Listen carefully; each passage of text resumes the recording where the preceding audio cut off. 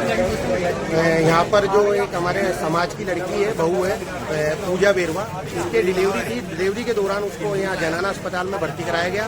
वहाँ पर डॉक्टरों द्वारा ऑपरेशन करा गया जिससे डिलीवरी हुई। डिलीवरी में उसके एक बच्चा भी हुआ, वो भी नाजुक स्थिति में पैदा हुआ, उसको भी अभी नर्सिंग में रख रखा है।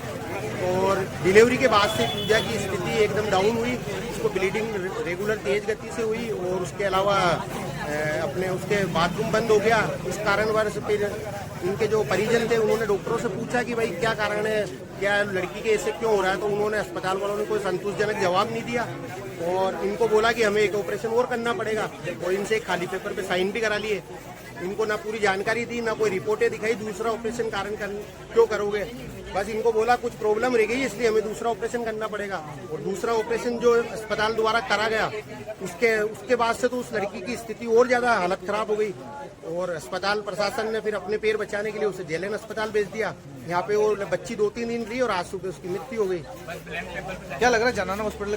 बिल्कुल सर, जब अगर पहला ऑपरेशन अस्पताल प्रशासन ने करा, उसके बाद जांचें करी है, सोनोग्राफी करी है, तो उनका दायित्व है कि पहले परिजनों को वो रिपोर्टें दिखाते कि भाई आपने एकदम तुरंत एक्शन लिया कि भाई दूसरा ऑपरेशन करना पड़ेगा। या तो पहले ऑपरेशन में इनसे कोई कमी रह गई है, ये भी दूसरा ऑपरेशन हुआ है, उसको ये कारण को छुपा रहे हैं, क्लियर बात बता नहीं रहे, ना परिजनों को नहीं बता रहे हैं। जबकि उनको दायित्व था कि वो सोनोग्राफी बताते, अगर भाई कोई नॉर्मल तकलीफ थी या कुछ जो नॉर्मल लेडीजों में होता है वो कोई तकलीफ थी तो बताते, छुपाने की क्या जरूरत है। तो हमारी तो एक ही मांग है, इनके परिजनों को निष्पक्ष जांच हो और इनको न्याय मिले। क्या है अगर नहीं मांगेंगे तो सर बैठे हैं इनके परिजन और हम भी साथ में बैठे हैं, समाज इनके साथ खड़ा है और जैसे भी है अब इनकी एक ही मांग है, प्रशासन से कोई आवे और इनको आश्वस्त करे, उसके बाद ही यहाँ से बॉडी लेंगे। आपका परिचय? कमल बेरवा। लड़का हुआ उसके बाद से मेरे सेठ के वॉशरूम आना बंद हो गया। फिर 18 तारीख को एक और ऑपरेशन किया गया। कारण पूछा ऑपरेशन का, बोल रहे हैं कि कोई ऑपरेशन के दौरान कोई अंदर गंदा पानी रह गया या ब्लीडिंग रह गया। अच्छा, और खाली पेपर पे साइन कराए। हाँ, उसके आगे कुछ ही कहा। खाली पेपर पे किसने साइन कराए? मैडम ने कराए। उन किससे कराए थे? नेट से कराए। अच्छा, क्या कहा गया? मैंने पूछा पेपर पे साइन किस लिए, बोला कभी अंदर गंदा पानी कुछ जमा हो गया, उसे बस साफ करने के लिए ऑपरेशन। उसके बाद ये बताया गया। उसके बाद से विषय सीरियस है। कहाँ पे रेफर किया दोबारा? उसके बाद जनाना से यहाँ जेना रेफर किया। 19 तारीख को रेफर किया। यहाँ पे लाने के बाद क्या कहा डॉक्टर? यहाँ के लाने के बाद सीधा आईसीयू। उसके बाद से आज सवेरे